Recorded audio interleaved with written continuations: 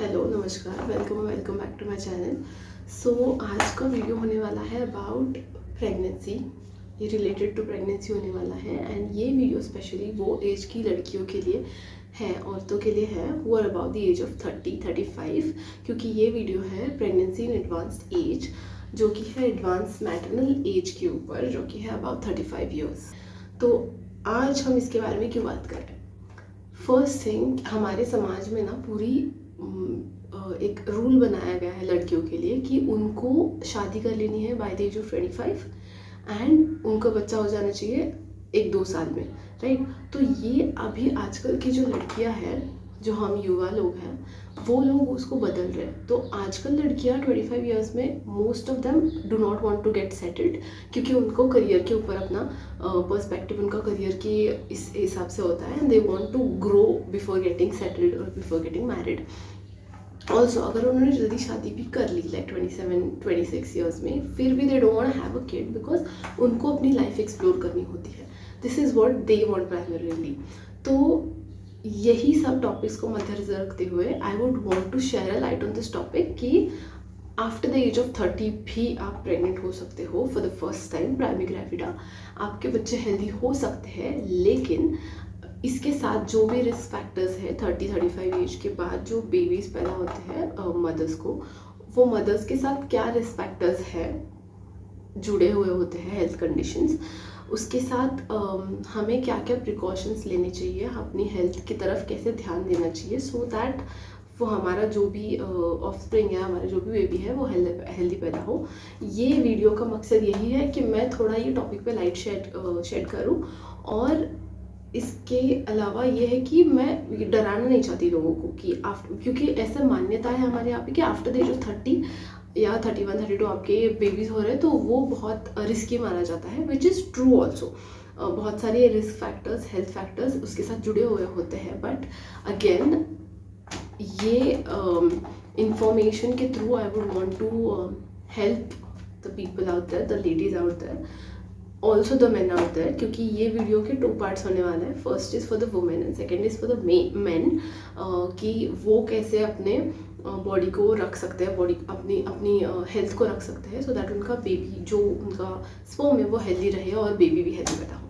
So yes of course, start करते हैं topic को without any further ado. So okay, so first हम start करेंगे विद द डेफिनेशन कि what is pregnancy in advance stage. Of course मैंने notes बनाए हैं, but this is not because मुझे आता नहीं है। I have studied thoroughly, research किया, स्टडी किया, लेकिन I want to go in a set pattern कि मेरे को डेफिनेशंस बताने पहले and then I want to do things properly, क्योंकि मैं खुद भटक जाती हूँ चीज़ों में। मतलब मैं बात करते करते करते करते निकल जाती हूँ, फिर मेरे को ट्रैक पे आने के लिए टाइम लगता है।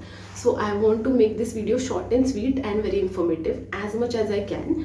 तो इसीलिए हम थोड़ा थोड़ा करके छोटे डेफिनेशंस बना के रखे हैं मैंने, सो दैट मैं उतना एक्सप्लेन करती जाऊँ। डिटेल में नहीं जाएंगे आप ज़्यादा, क्योंकि उसके लिए आपके गायनक है, because I am a doctor but I am not a gynaec, तो I am not very specialised in that.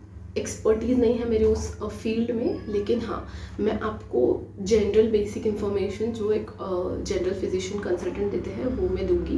But अगर आपको कोई भी जानकारी एक्स्ट्रा में चाहिए हो तो प्लीज़ आपके गायनेक को ही कांटेक्ट कीजिए, बिकॉज उनका एक्सपर्टीज़ होता है चीज़ में, उन्होंने थरो पढ़ाई की है ये चीज़ की।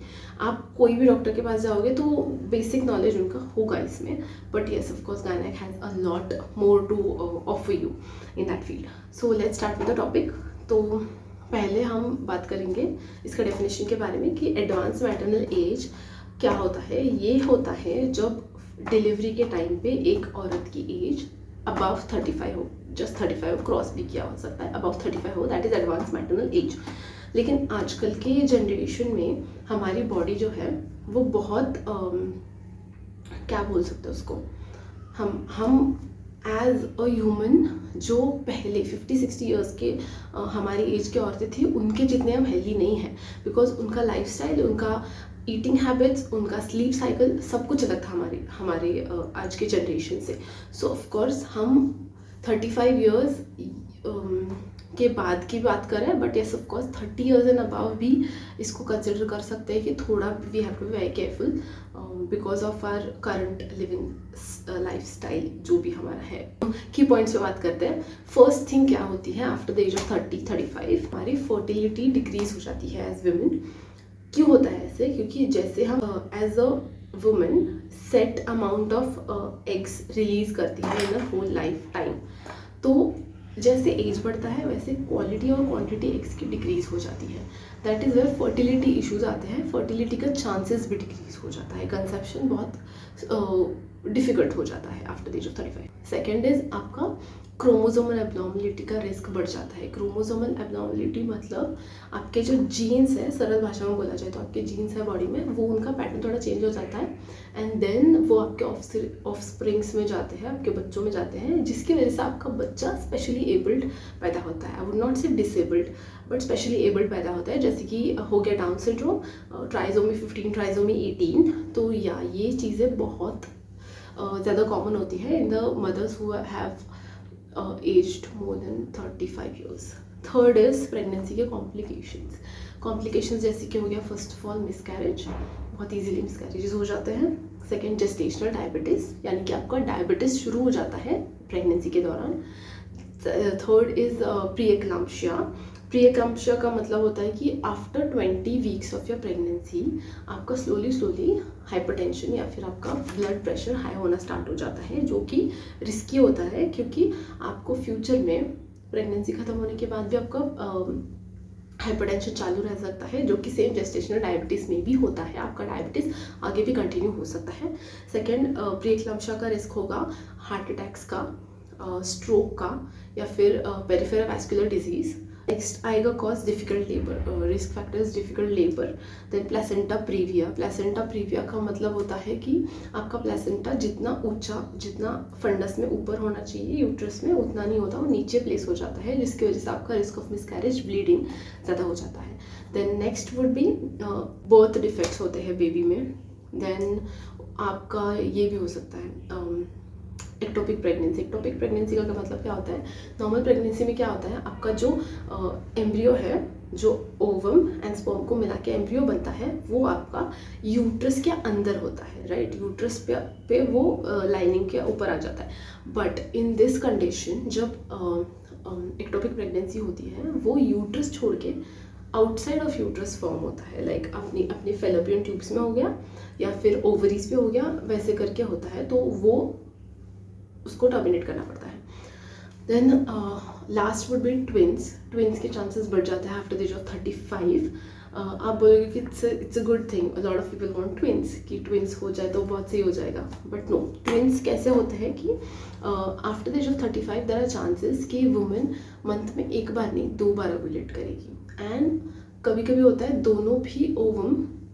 दोनों भी एग्स फर्टिलाइज हो जाते हैं स्पर्म से, तो उसकी वजह से ट्विंस के चांसेस होते हैं। और सेकेंड रीज़न ट्विंस क्यों होता है कि after the age of 35 natural conception में थोड़ा सा डिफिकल्टी आता है, तो most of the couples go for IVF या फिर आप जिसको टेस्ट ट्यूब बेबी बोलते हैं, तो वो कराने पे there are naturally high chances of having twins in the pregnancy.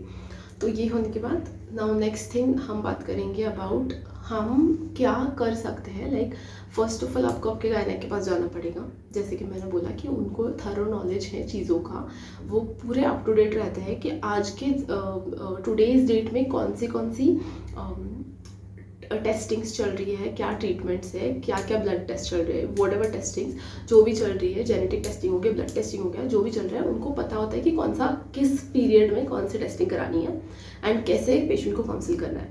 तो you need to go to your गायनेक first of all. Second thing, आप अगर प्लान कर रहे हो, आपका कंसेप्शन नहीं हुआ है, अगर आप प्लान कर रहे हो आफ्टर द एज ऑफ 30-35, फिर आप क्या कर सकते हो, प्री कंसेप्शन काउंसलिंग करके होता है, वो ले सकते हो। यानी कि आप अपने गायनेक के पास पहले ही चले जाओगे कि I am planning to get pregnant, तो प्लीज़ मेरे को टिप्स दो, हेल्प करो कि मैं कैसे एक हेल्दी प्रेगनेंसी अचीव कर सकती हूँ। तो वो आप कर सकते हैं। इसकी मदद से आप रिस्क जो भी आपके हैं स्क्रीनिंग टेस्ट में, वो आपको पता चल जाएंगे पहले ही, before conception. Then third would be fertility testing. Testing में होगा ब्लड टेस्ट आएंगे या फिर इमेज टेस्टिंग्स आएंगी। तो ब्लड टेस्ट में आपका प्रोलैक्टिन टेस्ट होगा या फिर प्रोजेस्टेरॉन टेस्ट होगा, थायराइड फंक्शन टेस्ट, ये सब टेस्ट आ जाएंगे। इमेजिंग में आपका अल्ट्रासाउंड हो जाएगा एंड हिस्टोसल्फिंगोग्राम करके आता है जिसमें आपका पूरा यूट्रस एंड फैलोपियन ट्यूब्स का पूरा स्ट्रक्चर समझ आता है आपके गायनेक को कि इसमें कोई इशू है क्या, राइट। एंड वो छोड़ के आपका दूसरे टेस्ट जैसे कि सीमेन एनालिसिस, जिसमें आपका हस्बैंड के सीमेन को एनालाइज करते हैं कि स्पर्म्स का मोटिलिटी कैसे है, मॉर्फोलॉजी कैसे है, ये सब कुछ देखते हैं कि स्पर्म अच्छा है, हेल्दी है, मोटाइल है, ये सब देखना पड़ता है। देन फोर्थ आपका बेसल बॉडी टेम्परेचर टेस्टिंग भी होता है जो आपके पीरियड्स के दिनों में करते हैं कि आपका इस टाइम पे कितना बॉडी टेम्परेचर रहता है, वो टेस्टिंग होता है। सो ये सब बेसिक टेस्ट है जो हम जो गायनेक्स करते हैं। उसके बाद हम बात करेंगे कि हेल्थ अपना कैसे अचीव कर सकते हैं to get pregnant and have a healthy pregnancy. तो फर्स्ट थिंग कि आपको एक बैलेंस डाइट खाना पड़ेगा, हेल्दी लाइफस्टाइल आपको मेंटेन रखनी पड़ेगी। आपका बैलेंस जितना डाइट होगा उतने आपके बॉडी के अंदर विटामिन्स, मिनरल्स सब कुछ जाएगा, आपका अच्छे से मेटाबॉलिज्म होगा। उसी के बाद आपकी जब पूरा बॉडी मसल्स एवरीथिंग जो आपको पूरा बॉडी एक हार्मनी में काम करेगा इन जनरल, तभी आप एक अच्छी हेल्दी प्रेगनेंसी अचीव कर सकते हो। सेकेंड थिंग, आपको रेगुलरली एक्सरसाइज करनी पड़ेगी, आपको अच्छे से आपके मसल्स को स्ट्रेंथन करना पड़ेगा इस चीज़ के लिए।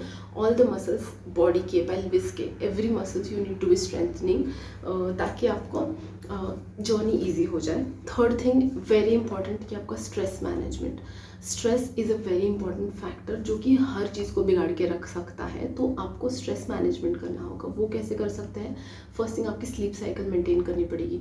स्लीप साइकिल यानी कि आपको दिन का 7 से 8 घंटा सोना ही है, नो मैटर वॉट। आप एक टाइम सेट करो सोने का, उठने का, वो करना पड़ेगा।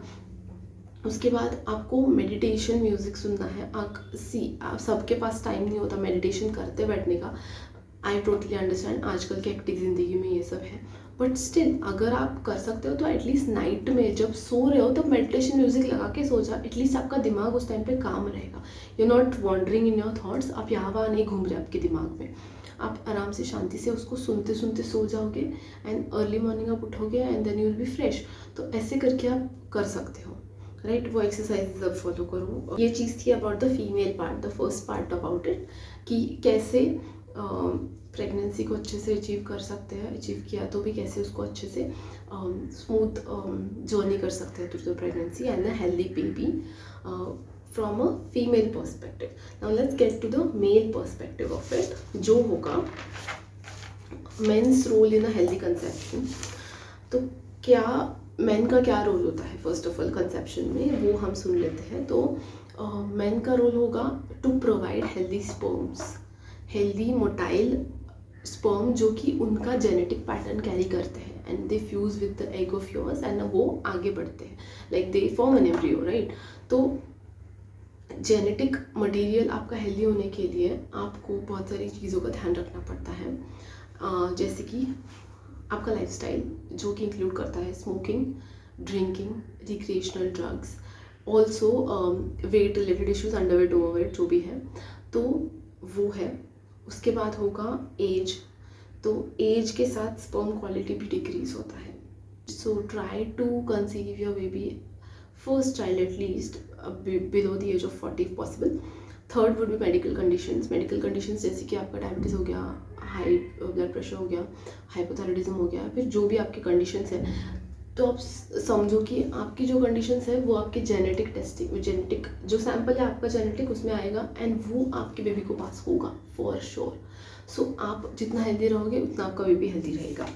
Fourth is environmental exposure. Environmental exposure मतलब अगर आप किसी फॉर एग्जांपल रेडिएशन को एक्सपोजर हो रहा है, जैसे कि आप एक्सरे बार बार आप एक्सरे मशीन या फिर जो भी MRI रेडिएशन के इसमें फील्ड में काम कर रहे हैं तो वो, या फिर एक्सेस हीट में काम कर रहे हैं वो, तो वो चीज़ें इफेक्ट करती है। बट ऑफ कोर्स वो एनवायरमेंटल हज़ार्ड से ज़्यादा आपका